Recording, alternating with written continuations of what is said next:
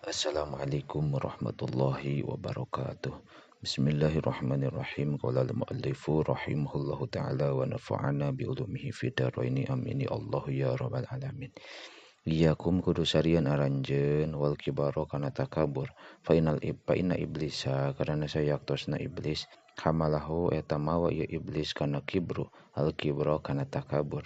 Ala yasjuda kana yen teu daek sujud ieu iblis li adama kana nabi Adam.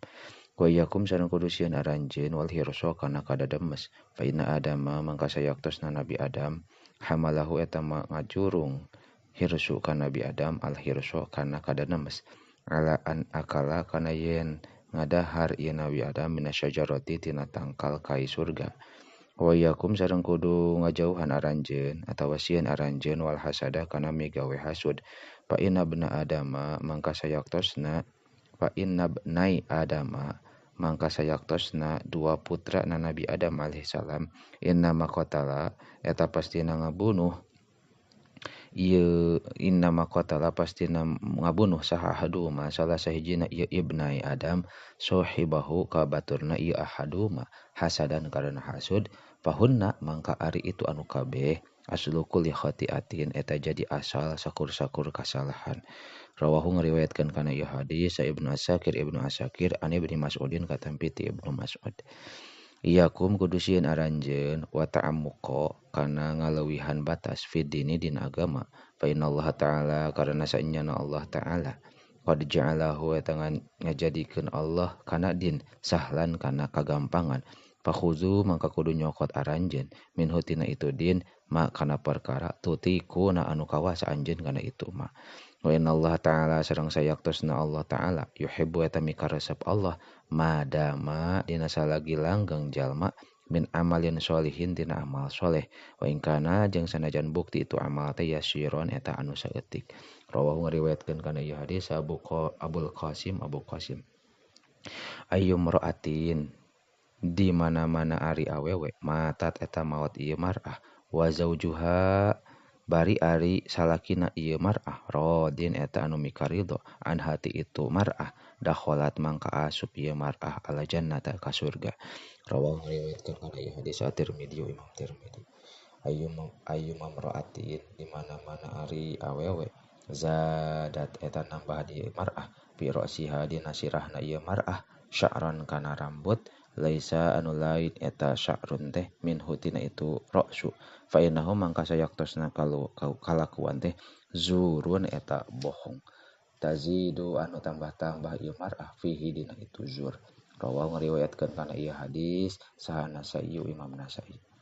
Ayu muslimin di mana-mana ari jalma Islam kasa anu makian ieu musliman ka muslim deui sauban kana pakaian ala uriyin karena tataranyang kasahu mangka makean ka ieu muslim saha Allah Gusti Allah ta'ala ma'lur Allah min hudril jannati tina pakaian hejona surga.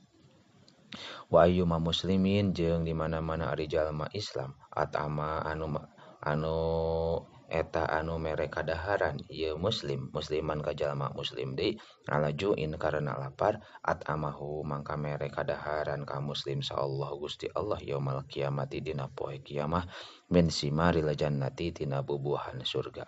Wa ayyuma muslimin jeung di mana-mana ari jalma muslim sako eta anu mere nginum ieu musliman ka jalma muslim deui ala zomain karena keur dahaga saqahu mangka nginuman atawa mere nginum ka ieu muslim sallallahu taala Gusti Allah taala yaumal kiamati dina poe kiamah minar rahiqil makhtumi tina arak bersih anu masih keneh dicap.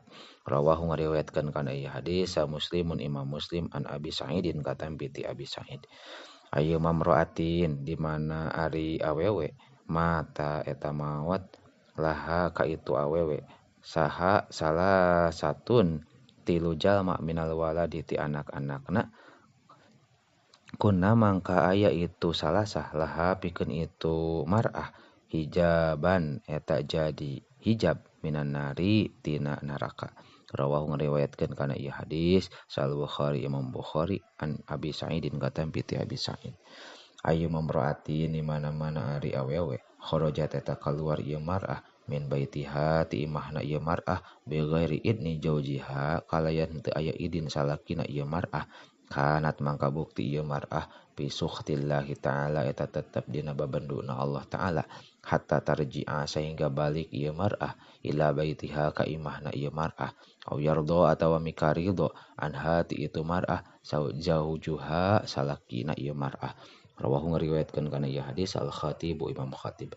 Ayu abdin di mana-mana ari hiji hamba zaro eta zarah ieu abdu akhon kadulurna lahu kaboga abdu fillahi karena Allah nu dia mangka diundang ieu abdu antibta kana yen alus anjeun wa tobat jeung alus laka pikeun anjeun naon al jannatu surga wa yaqulu sareng ngadawuh sah Allahu azza wa jalla Allah azza wa jalla abdi ari hamba kami zaroni eta jarah abdi ka kami alaya eta tetep ka kami kirohu ari netepkeunana abdu walan ardo jeung teu mikarido kami li abdi pikeun abdina kami bikiro kalawan ditetepkeun dunal jannah salian ti surga.